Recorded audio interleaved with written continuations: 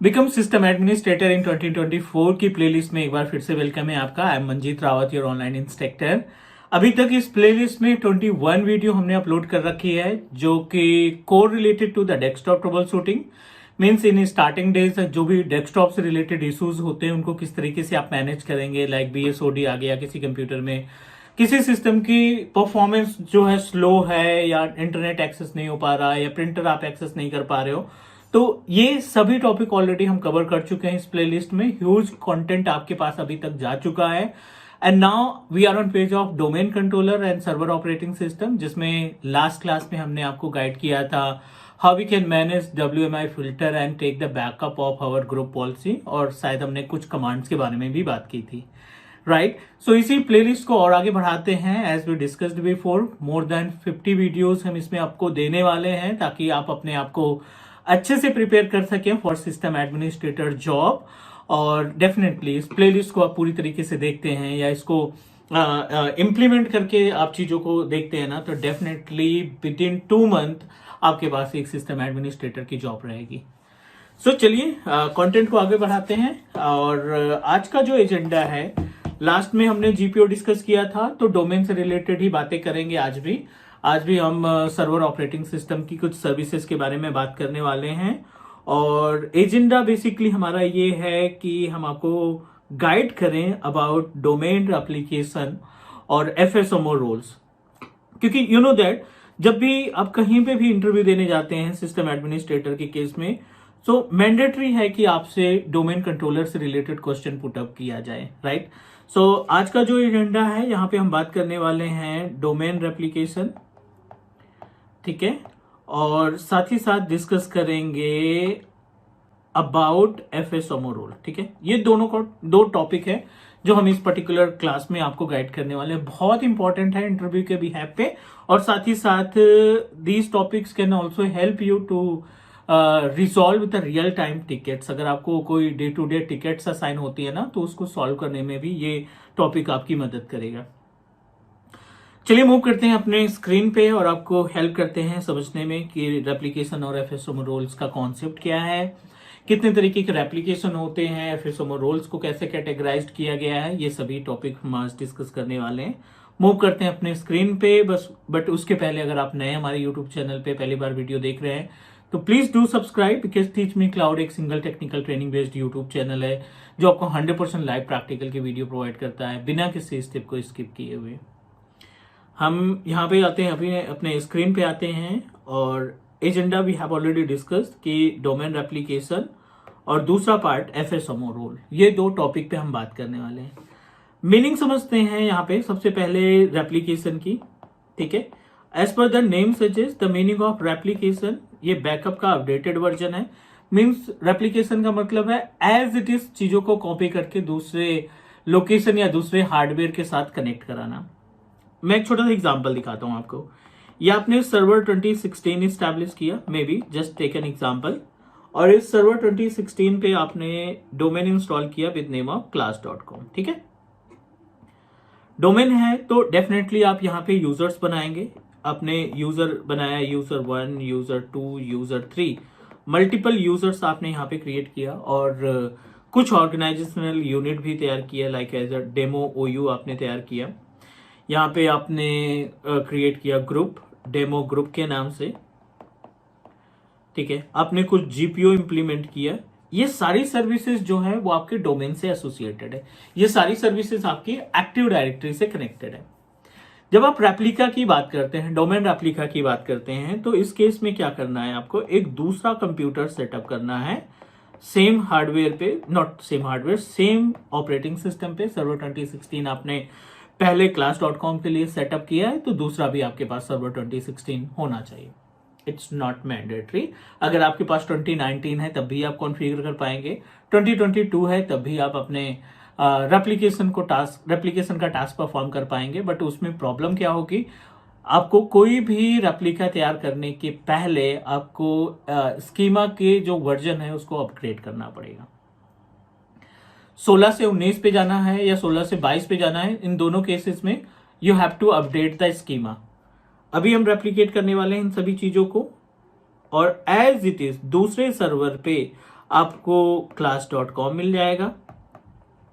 आपको ये जितने भी यूजर्स तैयार किए हैं वो यूजर्स मिल जाएंगे। आपको OU दिखने लगेगा, यहाँ पे आपको ग्रुप दिखाई पड़ जाएगा। You can find the GPU जो आपने इंप्लीमेंट किया है। ये सारी चीजें एज इट इज एक दूसरे लोकेशन पे या दूसरे कंप्यूटर में कॉपी बन के क्रिएट हो जाएगी। इसी पार्ट को डोमेन का एप्लीकेशन बोलते हैं, सिंपल। और ये लाइव कनेक्टेड रहते हैं कि मीन्स आपने एक पे कोई चेंजेस किया दूसरे पे वो ऑटोमेटिक चेंज हो जाएगा। आपने रूट पे कोई चेंजेस किया दूसरे सर्वर पे जो सेकंड मशीन हमने सेटअप किया है ना, उस पे ऑटोमेटिक वो चीज रिफ्लेक्ट हो जाएगी इमीडिएटली।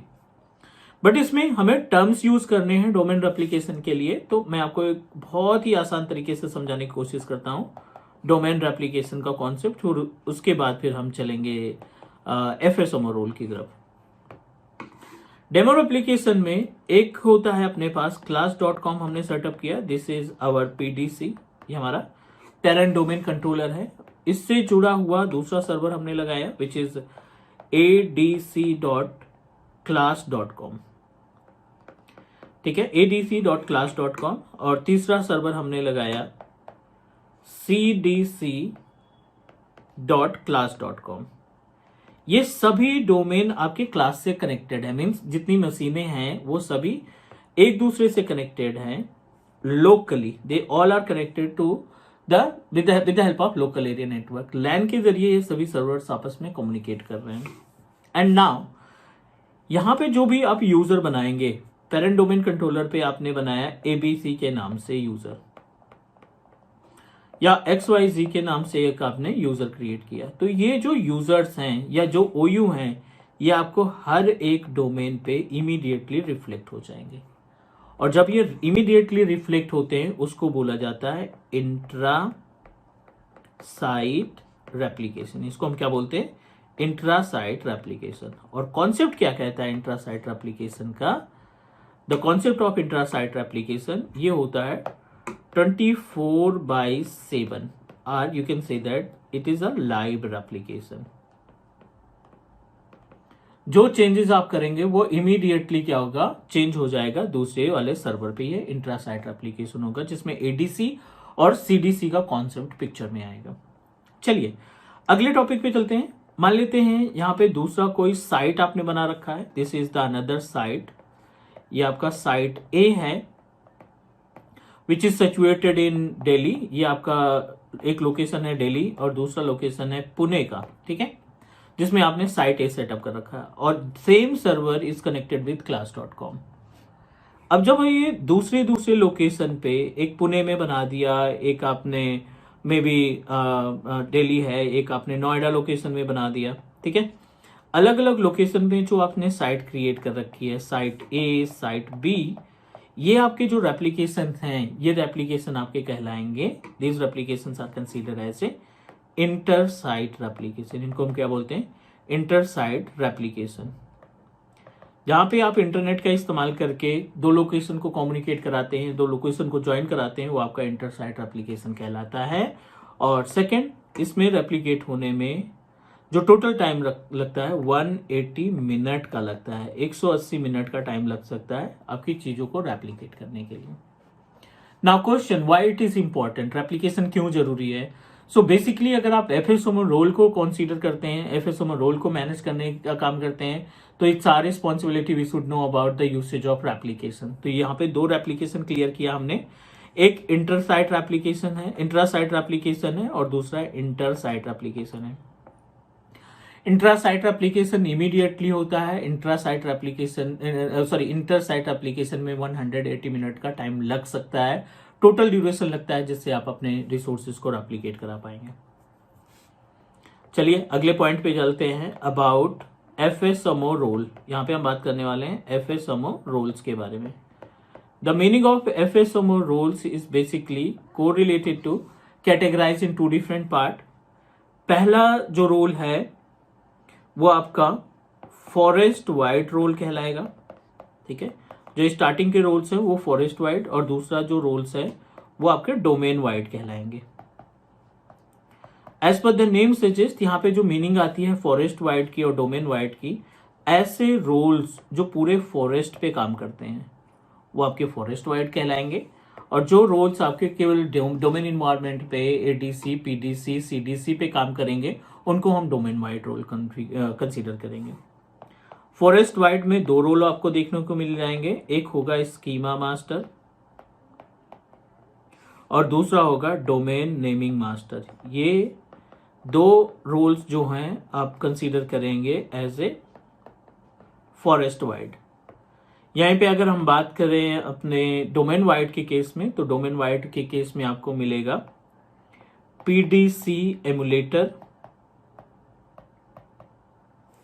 दूसरा आरआईडी पूल मैनेजर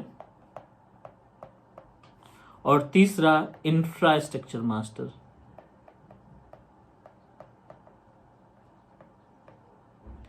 ठीक है, ये आपके पास कुछ रोल्स हैं which are connected with our domain application. ये सभी हमारे डोमेन एप्लीकेशन से एसोसिएटेड है।